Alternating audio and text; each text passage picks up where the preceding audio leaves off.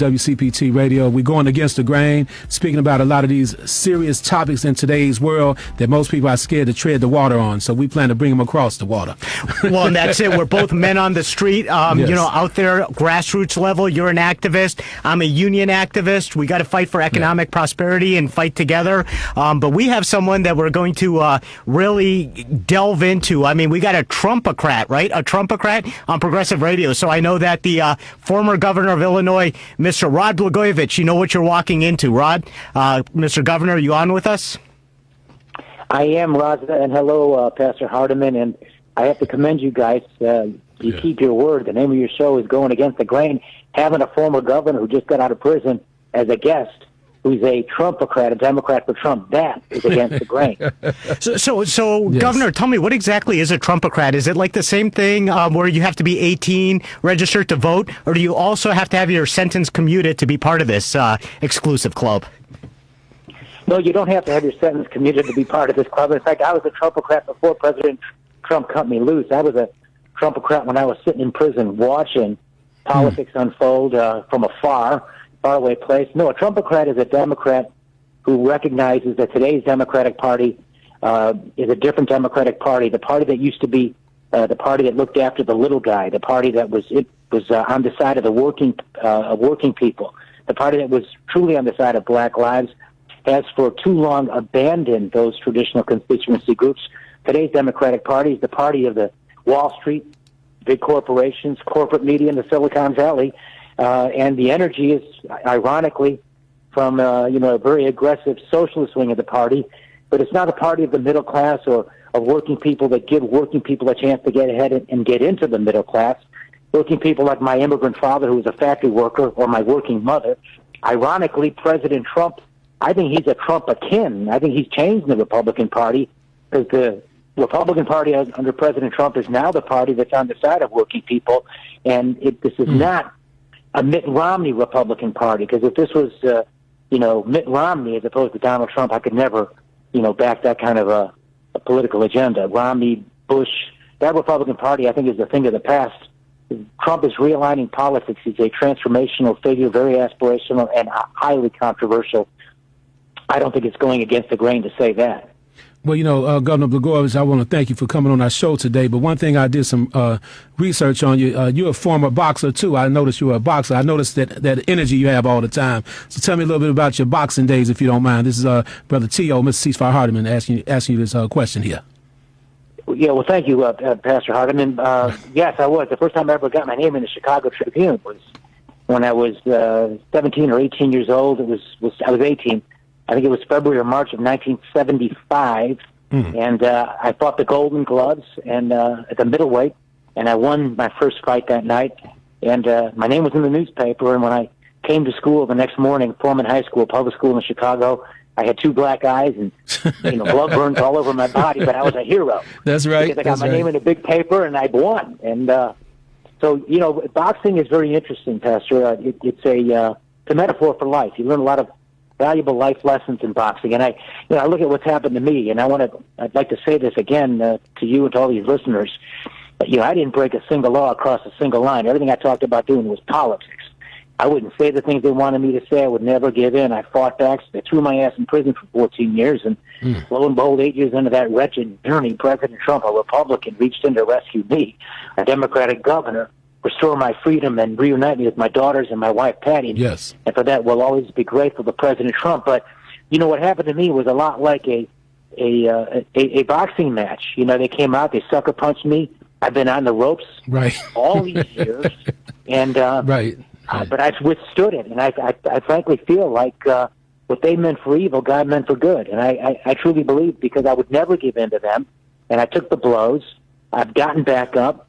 Governor, I'm going to step in there, and I'm just going to ask you this real quickly. So you went from the State House, right? You were out there. You came in as an outsider. You said you were really going to transform things. I remember, I think one of your lines was, you can't replace Orion with Orion. A elect a guy by the name of Blagojevich. You came in there as an outsider, had the chance to make a difference, to kind of reinvent like the three former governors we had before who were imprisoned, but then you found yourself in a similar situation. Tell me this, going from the state house to prison, I mean, what was that transition like? I can't imagine for the strongest boxer in the world that's going to be an easy transition.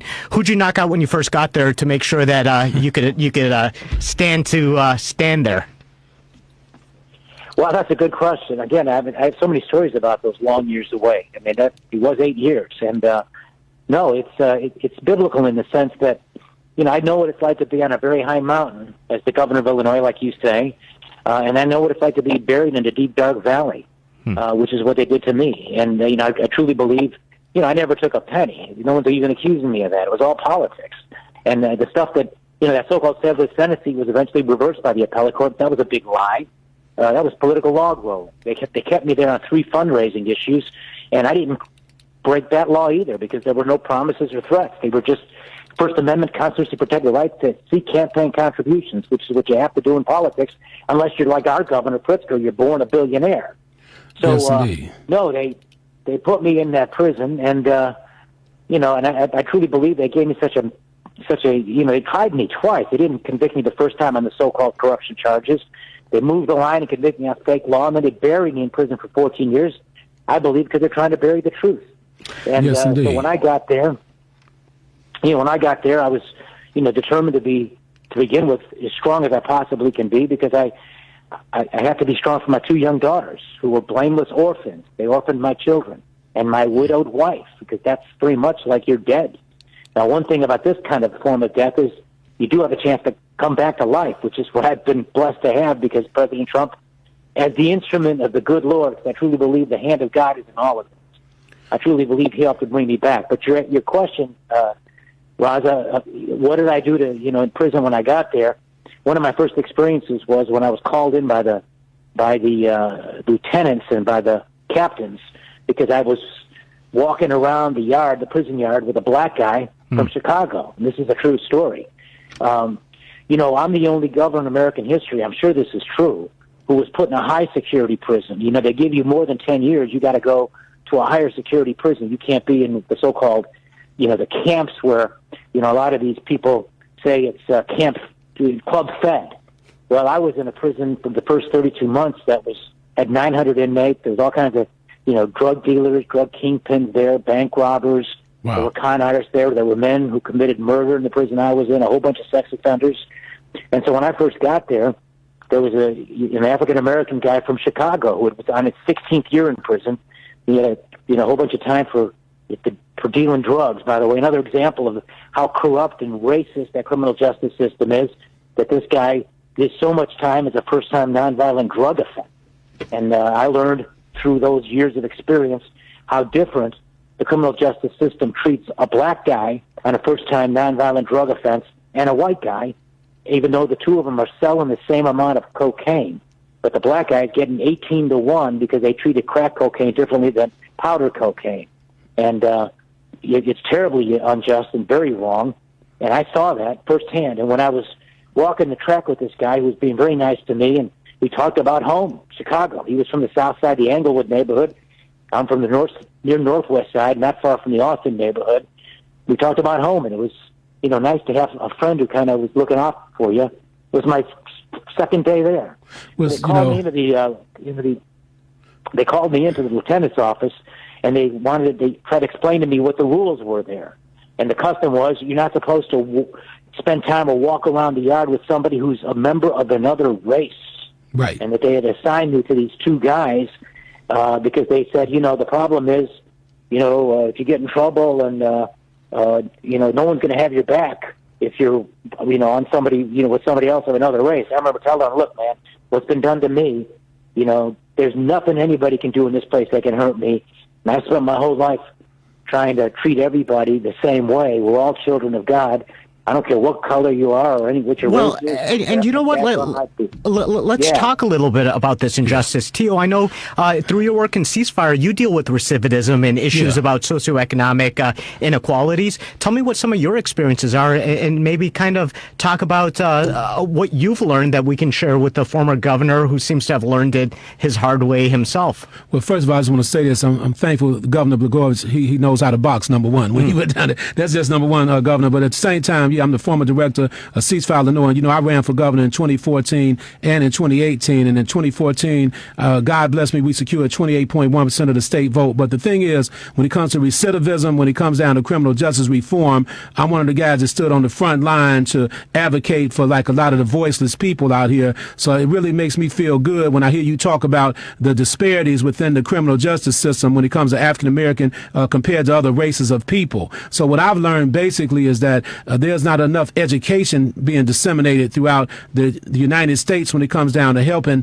ex-offenders get back on the right track or helping ex-offenders understand the laws, because a lot of people, and this, Governor, because of a lack of economics, a lot of people work on plea deals. They give in the plea deals in the criminal justice system. And I do concur with you. You need to know this. I concur with you when it comes down. I didn't see where you had broken any laws. I'm just speaking for myself. My people in the black community love Blagojevich. They're crazy about you. So you have a lot of supporters in the black community. I know that for a fact. But when it comes down to the disparities, and you look at what's going on right now with excessive force, police brutality, Cook County being the number one county for wrongful convictions, a lot of more work needs to be done. So, Blagojevich, I think God has blessed you now to be like a spokesperson and an advocate for the change that's, the future change that's needed here about your experiences. And a lot of people I know as well. A lot of my friends know you. They're real close with you. So I really applaud you and salute you for coming on Against the Grain, because you could have been doing anything this Sunday, but you're here. You took a chance to come on Against the Grain, and we plan to ask you a few serious questions. So that's my input there, brother Raza. And I do want to state that we are getting a lot of calls coming in for you, Governor, that we are going to get to. And if anyone else wants to dial in, you can grill the governor, get his takes on things. 773-763-9278, 773-763-9278. Paul, who do we have on right now?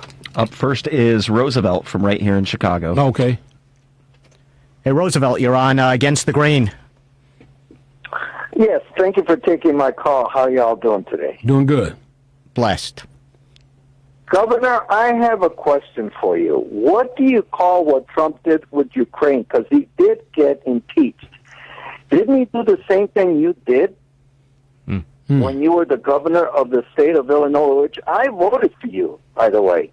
You used to be a Democrat. Yes. You made a deal. In my opinion, you made a deal with Trump. Now you're on the other side. Now all of a sudden you found Jesus, and now you are for minorities. Where were you when Trump was, putting down all the minorities when he first ran? Where were you?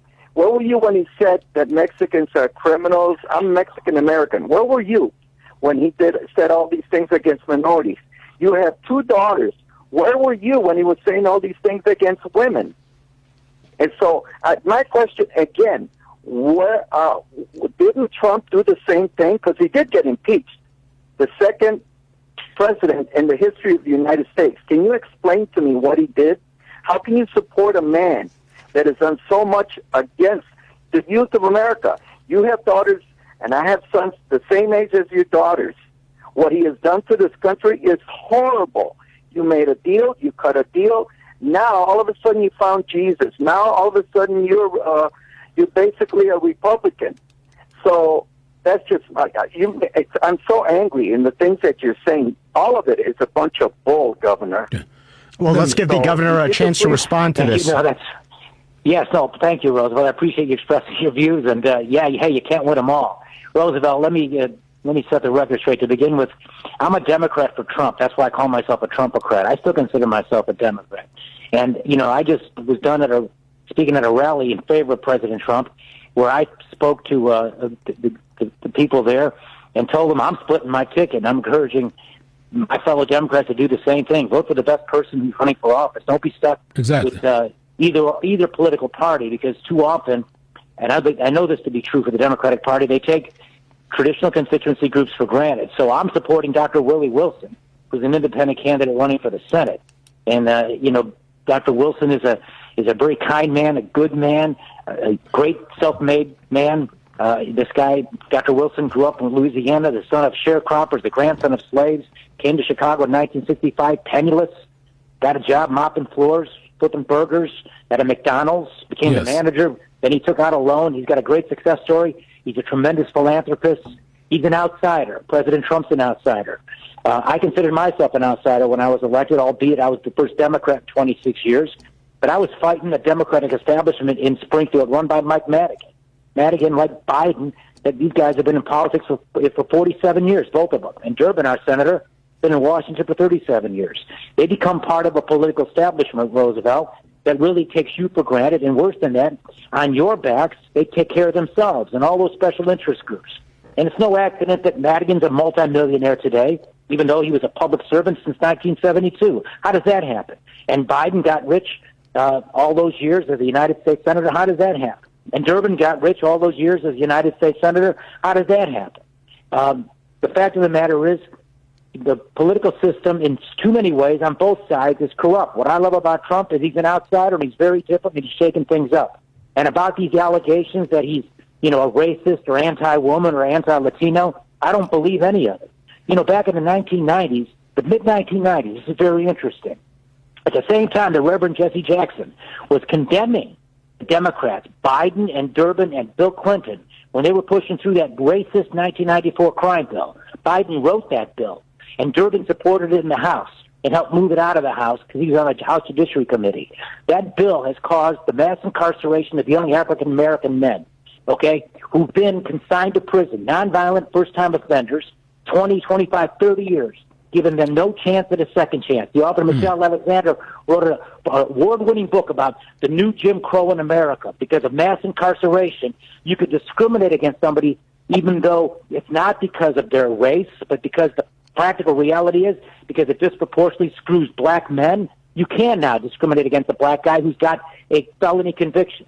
So he can't go to get housing at a public housing facility like you used to be able to do, because Bill Clinton and the Democrats in the 1990s changed the rule and said that when that poor guy gets out of prison, denied a second chance, he can't even get public housing. Who's going to employ these guys? But who gives them an opportunity to work? For cynical political reasons, my fellow Democrats in high places sold out those young black men and the black community. And, they take the black community for granted. Thank you very much for all of the votes that you've given me. I'm so grateful. 95% of the black vote. I got 95% of the black vote in my re-election campaign. Durbin gets the same thing. Maybe a little less. Governor, we are gonna get back to you. We do have to get to a commercial break real quick. Before we go, I do want to touch upon the fact that you said that you are endorsing. You came out last week, Willie Wilson for Senate. I do want to talk about that a little because he now faces his from the state's Democratic County Chairs Association his second federal election complaint. And we want to talk about that a little bit and get your take on that. And we will get back to that right after these commercial breaks on with Governor Rod Blagojevich. You got Tio, Mr. CeaseFire, Hardiman, and Raza Siddiqui. We'll catch up with you in a minute. The minority groups in America are severely affected by COVID-19 due to healthcare and economic inequities. Chicago, now it's your time to make a difference in your community and join the fight against this global pandemic. Loretto Hospital, in partnership with Affinity Health, are seeking healthy volunteers to find a potential COVID-19 vaccine. Interested participants can call 877-L-TRIALS or visit chicagocovidvaccine.com to learn more. Ever wonder about the story behind the story? Who are the people you watch delivering the news, filming the scenes, and putting pen to paper to tell the story you read in your morning paper? Tune in to Media Essential Workers on Facebook and YouTube to find out. With constant changes in the Chicago media landscape, one reliable source keeps track of the people bringing you the stories. Media Essential Workers, the premier live stream telling the story of the storytellers. Sunday nights at 7. Like, subscribe, and follow Media Essential Workers to find out about special shows during the week. Hosted by Raza Siddiqui, Media Essential Workers gets the story of the storytellers. Against the Grain with Raza, Siddiqui and Mr. T.O. CeaseFire Hardiman. We're on with the 40th governor of the state of Illinois, Rod Blagojevich. Rod, Governor, are you with us still? Yes, I am. And one of the things I did want to ask, because you did come out last week supporting Willie Wilson for Senate. As we said before going into the commercials, he's had his second federal election complaint filed by the state's Democratic County Chairs Association. And basically, let's just get into what it is. I guess it's very heavily self-financed, and there was some disparity about if all disclosures have been pointed in the right direction. I've seen events where he hands out wads of cash to people as part of his campaign strategy. Is he in a way, because I could see the perception he's trying to buy the Senate seat. I know it's not exactly the same sexiness as selling the Senate seat, but address it. I will address it. Well, I see it as very refreshing. Let's face it, how many politicians are free and easy with other people's money, but not their own? I mean, here's Dr. Wilson on his own helping poor people. He spent a lot of his money. I mean, think about how much this could have cost him. By buying 27 million masks and passing them out to seniors who are unable to afford the masks themselves and protect them. He gave out Walmart gift cards to low-income seniors, to homeless people, to people on second chance programs. I mean, he uses his own money. Now, in politics, it's very easy for people to take what somebody does and interpret it a different way. But I look at what Dr. Wilson does, not using taxpayer money, but using his own, and actually doing the walk, not just the talk. Not just making promises, but actually doing stuff. And it seems to me, after we've had so many years of these career politicians who've been in Washington for way too long, like Dick Durbin, who's been there for, as I said, 37 years, who sold out the black community with that 1994 crime bill, who sold out working people and cost tens of thousands, millions actually, of factory jobs across America through NAFTA, outsourcing factory jobs to places like China. It's refreshing to have an outsider like Willie Wilson, a self-made man who's got a kind heart and who helps people. So I know some people might interpret it one way, but I view it as two things: a man with a heart of gold and a man who's willing to actually put his money where his mouth is. And that's what he does when he helps poor people. And my Christian faith teaches me that, frankly, that's how you're supposed to be. It's very easy to use the taxpayer money, but it's not so easy to use your own. Dr. Wilson does that. Okay, now, Governor, I have a question for you. One of my people on social media is saying it's hard to play both sides. A guy named L.C. Matcham is saying it's hard to play both sides. So let me say this first, too. When I ran for governor, we secured 28.1% of the state vote back in 2014, and I never received a call back from the Democratic Party, And I said, here it is, I'm a Democrat. I've won all these votes, and the number of votes Quinn lost to Rauner back then is the number that I won against Quinn. You would think it would have been to their advantage to reach out to me. And so, therefore, I understand what you're dealing with when it comes down to these parties, and you have to be kind of independent-minded at different times or another. So could you tell me why you think they never gave me a call back? I'm not looking for nobody to kind of agree with me all the way, but by me being an outsider, the polls had me at 5%. We finished with 28.1%. Why you think they never even called me just to embrace me or something like that? I wasn't looking for nothing in particular. I just believe they should have embraced me. And quickly, I want to say this to you. When Michael Vick got caught up in the dogfighting scandal, I was one of the guys that helped Michael Vick turn his life around, Governor Blagojevich, and God bless me also. And I used to work with the Humane Society of the United States, and they assigned me to work with Michael Vick, and he's been doing better ever since then. And then also I hired over 300 ex-offenders when I used to run CeaseFire Illinois. I'm the guy that created the violence interrupters, and that's another story there. But I just want to say I understand exactly where you're coming from. Tell us a documentary name. Yeah, The Interrupters. That's right. PBS Frontline. So my question to you, Governor, is why did the Democratic Party not reach out to me? But I mean, was it just because I was an outsider and I was in the way? What's the thought process when a person brings in so many votes? I won 30 counties downstate, unheard of for an African-American candidate at the time, Governor. That's amazing. But I'm glad you didn't run against me, Pastor. That's right. On the other hand, maybe it would have been nice if you did. I would have lost. I'd have never gone to prison. But That's right. Let me talk Silver about lining. LC, your guy, LC. That thing that LC said that on your social media, he said you can't play both sides. See, I think, with all due respect to LC, I think we need more people to actually start looking at it differently. The problem with politics and government today is both sides, the Republicans and Democrats, are so far apart. They're not willing to find common ground. You got to be all one thing or all the other. but it doesn't really work like that in real life. And so when the two parties are so polarized, you got the extreme left wing of the Democrat Party and you got a hard right wing on the Republican Party, they don't find common ground. Most of the people, they don't get the best kind of government they can get.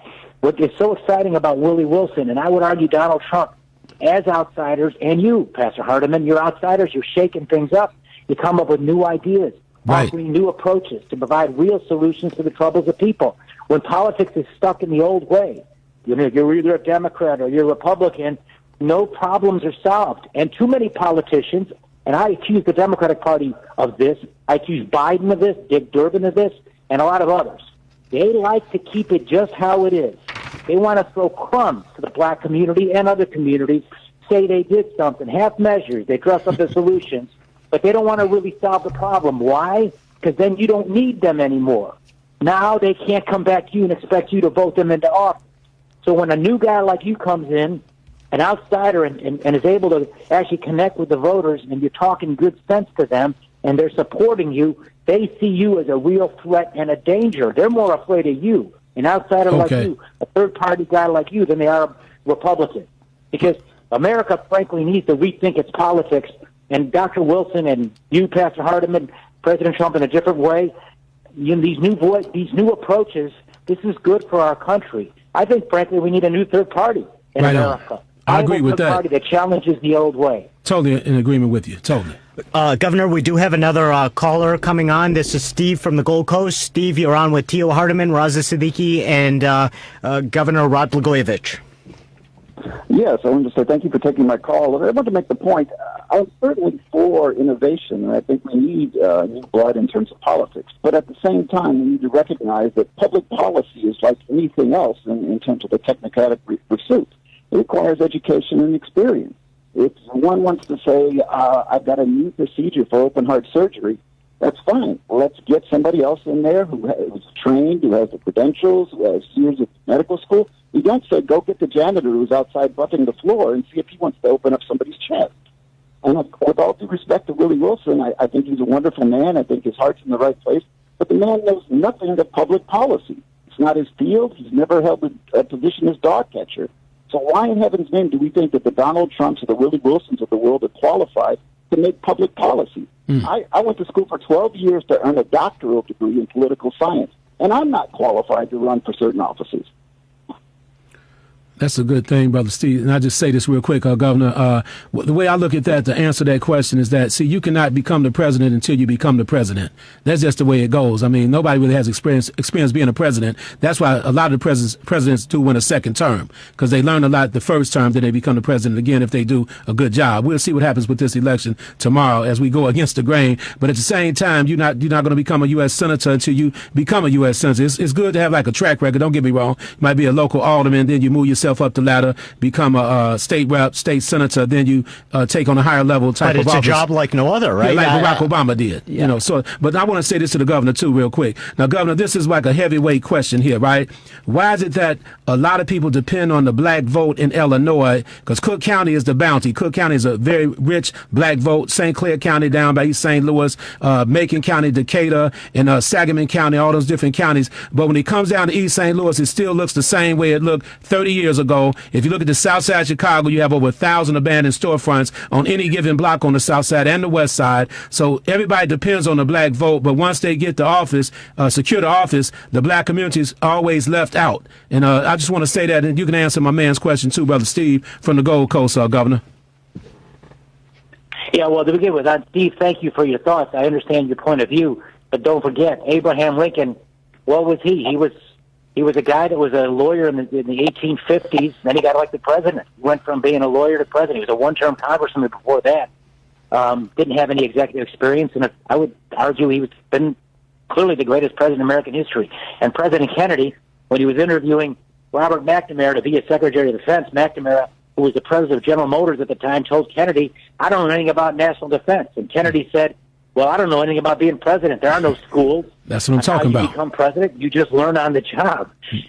But I'll tell you something I learned on the job in politics all those years as a Democratic congressman and a Democratic senator is what you just said, Pastor Hardiman, is exactly right. The Democratic Party owes it to East St. Louis and to the black neighborhoods in Decatur and in Springfield and the south side of Chicago, the southern suburbs, and the west side of Chicago, where I grew up, not far from where I grew up, to do a lot more than what they've done. Right. And it's for cynical political reasons that those problems remain unaddressed. You know, Dick Durbin, he grew up in East St. Louis. Yes. When there was a different community. It was a white ethnic working class community. There were factories there and jobs. You would think he'd been senator for so long, things would get better in East St. Louis because that was his hometown. But nothing's better. And there's a reason why they don't solve these problems. There's a reason why the public schools continue to fail. There's a reason why there's no economic opportunity in those neighborhoods. It's because the political leaders on the Democrat side have betrayed and abandoned the black community. And they treat them, forget about the 1994 crime bill, the kind of contempt they treat the black community with a whole bunch of lip service, a little bit of stuff here and there, but no fundamental change or improvement. Right. And the best way to help and to energize any community is through economic development and access to capital so that black banks can have money so they can invest in black businesses and create opportunity in those areas you just talked about, Pastor. How come the Democratic Party all these decades hasn't done that? That's not hard to do. President Trump is actually doing that with Opportunity Zone. And what about the education establishment? I'm a public school student. I'm a part of the Chicago Public Schools. You know, and my wife went to the parochial schools. You look at our test scores, okay, and I can see she's smarter than me, but she ain't that much smarter than me. You follow me? That's right. Right. That's right. Right How on. come they don't allow parents on the south side or west side of Chicago or in East St. Louis to choose where they send their kids to school, giving them more choices? Okay, I've been a big supporter of public education. No one put more money into the public schools as governor as I did. But you know what? After a while, you start saying, we got to do something different. We got to provide some competition. We need to give moms choices on where they send their kids to school. Because if the neighborhood school ain't so good, I want to send my kids somewhere else. But they don't do that because they're caught up because the public employees unions and the teachers unions are so powerful in politics that the Democrats can't move. They can't offer any changes. And that, frankly, is immoral because you're talking about someone's child and denying that child a chance to live and chase the American dream. And you know what? Obama proves this. Willie Wilson proves this. And a whole bunch of other people prove this. In America, if you're given a chance to learn certain things, you can be just about anything you want to be. The problem with the African-American community and poor communities around America is that too many cynical politicians aren't giving those communities the opportunity to learn the necessary things so they too can be Obama, they too can be Willie Wilson. Right on. And I think the Democrats are selling out the people. Without a doubt. I appreciate you saying that because I've been speaking that way all along. I'm more like, say, of a progressive, independent-minded individual, and a lot of people are scared when you speak truth to power. But I can tell, Governor, you've been around a lot of good people from all walks of life.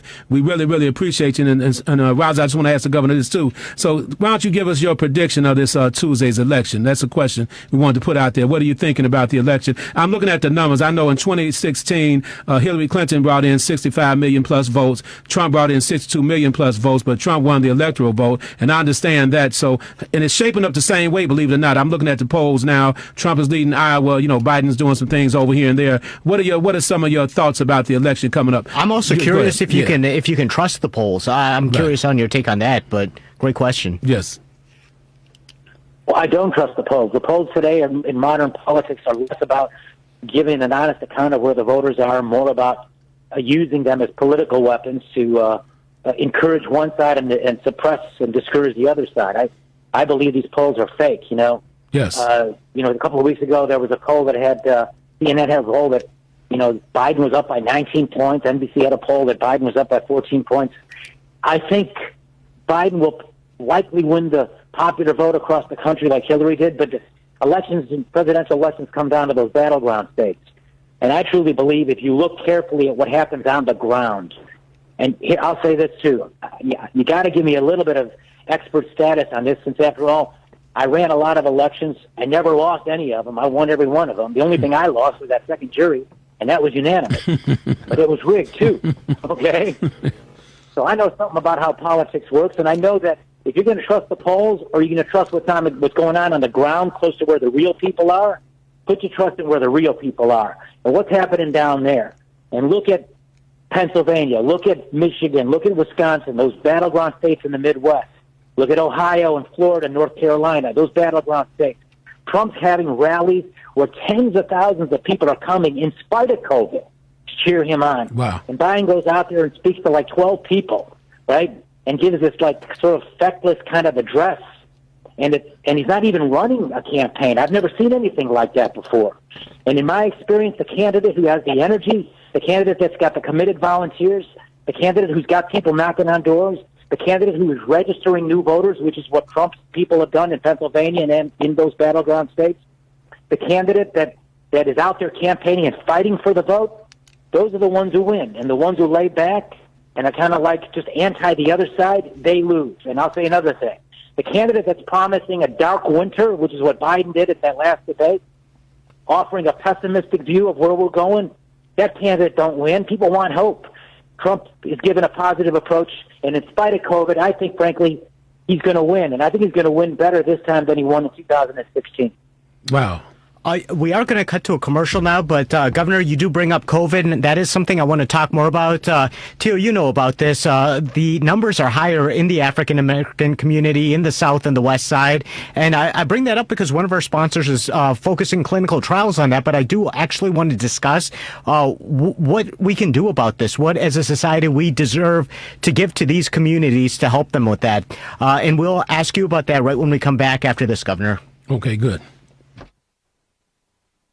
Interested in being one of the first participants in a COVID-19 vaccine clinical trial in Chicago? Affinity Health is currently seeking healthy volunteers who may be eligible for a COVID-19 investigational vaccine study. This will take place at the Loretto Hospital in Chicago, Illinois. We are looking for people who work as teachers, factory workers, retail workers, or anyone exposed to many people during their workday. Visit chicagocovidvaccine.com or call 877-L-TRIALS to learn more. That's 877-587-4257.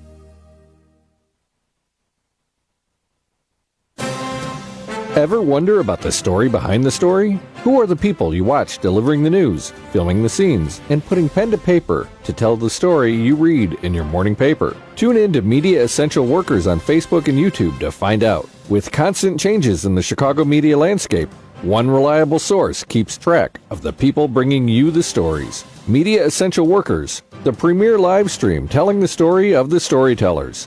Sunday nights at 7. Like, subscribe, and follow Media Essential Workers to find out about special shows during the week. Hosted by Raza Siddiqui, Media Essential Workers gets the story of the storytellers.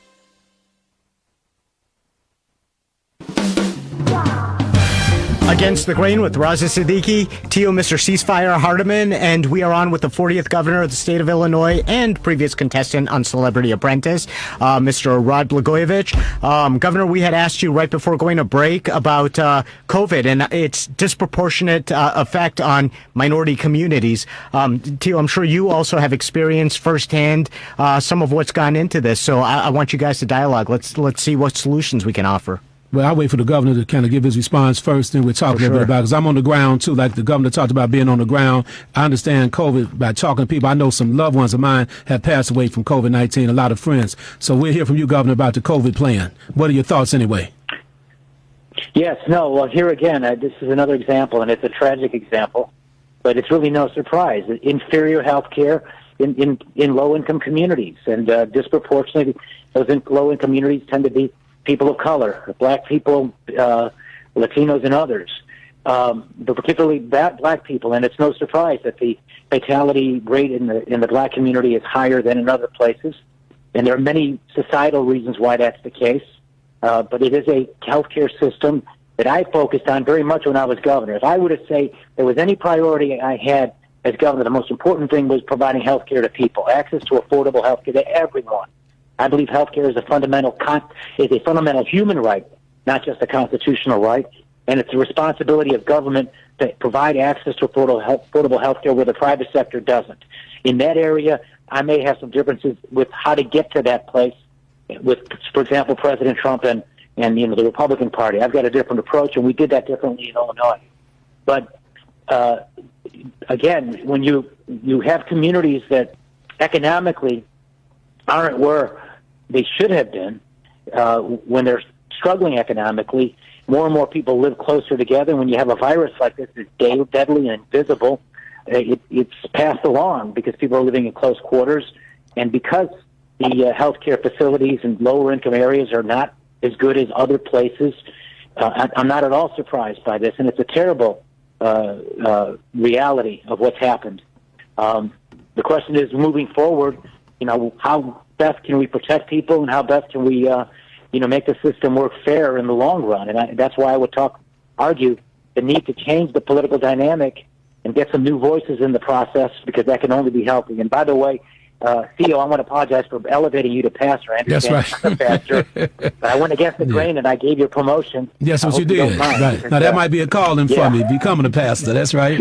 I believe you have what it takes. A pundit. Yes, indeed. And then, Governor, I believe in restorative justice. I teach as an adjunct professor in the field of restorative justice and criminal justice. So my thing with you, Governor, is I have some ideas for you. Maybe I'll reach out to you after, maybe one day this week and talk to you about a couple of my ideas. But restorative justice is so important for people all across the world and here in the United States, because the United States, we incarcerate more people in the United States than any other country in the world right now. You have China, Russia, and the United States, the top three for mass incarceration. You mentioned the book, the prison industrial complex, and everything that's going on. I'm just glad you got a chance to have an in-depth view of what was going on from the inside. Now you're out, so you can really advocate for people on such a higher level, and you have a lot of respect. I'm talking about all over the place. People can say what they want to say, but you've been through your ups and downs. But I have a motto in my life that I've embraced. You may like this. If you ever have been down in your life once before, it's your duty to get right back up, because if you stay down too long, you may not have the energy to get back up, Governor. So that's one of my mottos in life, okay? A great motto, Theo. Thank you. That's inspiring. There's a great story in the Bible. Now that you're no longer a pastor and you're now just a radio pundit, that's right. I'm going to put my pastor's hat out, and I'm not a pastor either. But one thing about prison, I'll tell you, there's nothing good about it.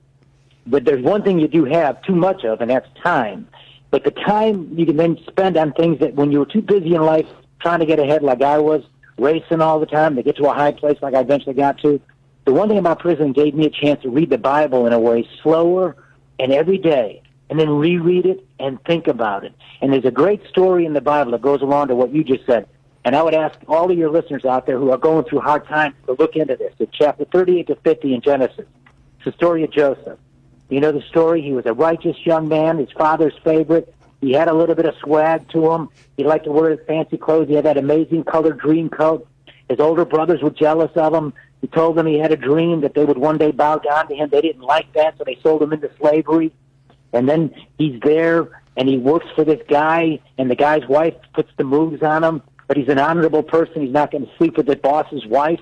And she's offended, so she falsely accuses him of something he didn't do. And he's thrown into prison for something he didn't do. But because God blesses him with the ability to interpret dreams, he kept the attention of the Pharaoh, the most powerful man in that part of the world back then.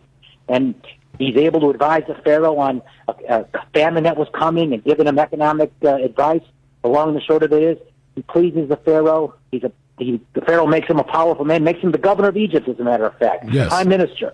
And then the brothers come and they need help. Long and the short of it is, after they see their little brother got to where he got, they were afraid after their father died that the little brother would take vengeance on them for what they did to him. And you know what he said to them? What you meant for evil, God meant for good. And I truly believe that, when those of us have to go through the fire, the prophet Isaiah talks about this, the crucible of fire, the fiery furnace of affliction. This is God's way of testing us, challenging us to rise to the occasion and to overcome it. Have faith, fight through it, be stronger, be more understanding, more compassionate, understand the sufferings of others, and help. Suffering and service. This is what Dr. Martin Luther King was all about. Yeah. And so, for your listeners who are going through hard times, my advice is embrace it. They don't last forever, and if you handle it the right way, I truly believe you're pleasing the good Lord. And then you'll do some good stuff for people later on. And that good that you'll do would never have happened but for the fact that you went through the fire and you went through those hard times. That's good information. Governor, you've always been an eloquent orator, and I'm going to ask you this because you elevated Theo Hardiman to pastor, brought him back down to radio pundit. I understand you're exploring, a new delve into radio yourself. It's not so new anymore, but tell us about Lightning Rod. What is Lightning Rod? How can people hear you more? Yeah, Yes, no, thank you. I'm part of the pundit class like you guys, the punditocracy. That's it.